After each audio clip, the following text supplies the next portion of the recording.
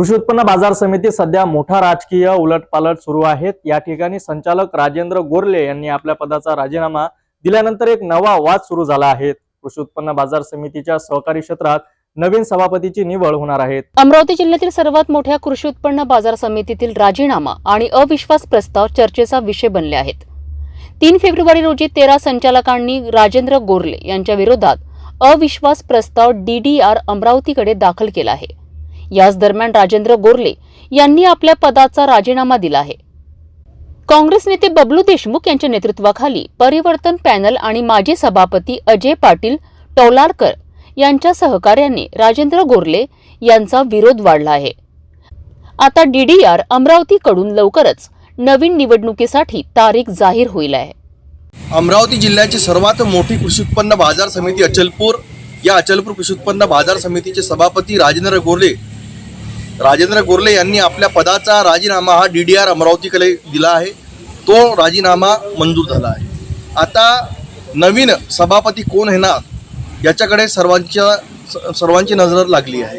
अचलपूर कृषी उत्पन्न बाजार समितीमध्ये एकूण 18 सदस्य आहे।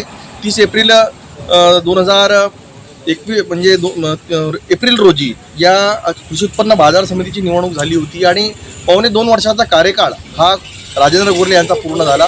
परंतु एकूण 13 सदस्यांनी अविश्वास प्रस्ताव त्यांच्यावर आणला आहे।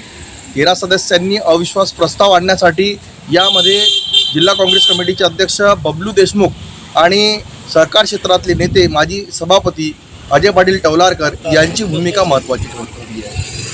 बबलू देशमुख आणि अजय पाटील यांनी हातमिळवणी केल्यामुळे या 13 सदस्यांनी अविश्वास प्रस्ताव दाखल केला आहे। यामध्ये जे काँग्रेसचे पहिले परिवर्तन पॅनलचे जे 12 संचालक आले होते त्यामधले ते तर पक्के आहेच, परंतु त्यामधले राजेंद्र गोरले हे सभापती असताना सुद्धा यांनी कुठेतरी बबलू देशमुखची निवडणुकीच्या काळात साथ सोडली होती आणि बच्चू कडू यांच्यासोबत सामील झाले होते।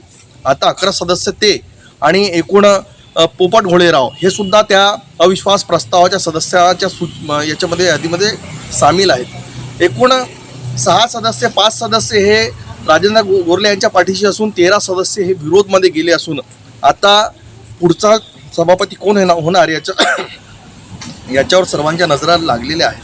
विशेष म्हणजे कृषी उत्पन्न बाजार समितीचे उपसभापती अमोल चिमोटे आहेत आणि नवीन सभापती पदाची वर्णी कुणावर लागते यावर सर्वांच्या नजरा टिकल्या आहेत। विशेष म्हणजे प्रतिभा प्रशांत ठाकरे या नावाची सुद्धा चर्चा नवीन सभापतीच्या पदासाठी होत आहे। एकूणच बाजार समितीमध्ये DDR अमरावती यांच्या माध्यमातून आता पुढची निवडणूक केव्हा लागते, ही निवडणूक लागल्यानंतर कोण सभापती होणार याच्यावर सर्वांचे लक्ष लागले आहे। एकूणच बबलू देशमुख आणि अजय पाटील टौलारकर यांची जी भूमिका आहे ही राजेंद्र गोरलेला सभापती पदावरून हटवण्यासाठी भूमिका होती, तर सभापती राजेंद्र गोरले यांनी आरोप लावला आहे की ऑडिटमध्ये एकूण 1.5 कोटी रुपये रक्कम ही रिकव्हरी अजय पाटील यांच्यावर निघत होती आणि पुढे भ्रष्टाचार उघड होणार होता। कित्येक लोकांची नावं याच्यामध्ये कित्येक लोक दोषी आढळले असते। संचालक मंडळांना काही भेटलं नाही, त्यांचे हित पूर्ण झाले नाही, म्हणून मी माझ्या पदाचा राजीनामा देत आहे।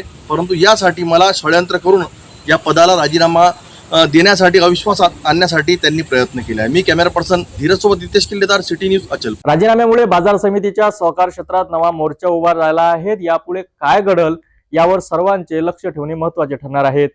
अधिक अपडेटसाठी आमच्याशी जुळत रहा, पाहत रहा सिटी न्यूज अमरावती।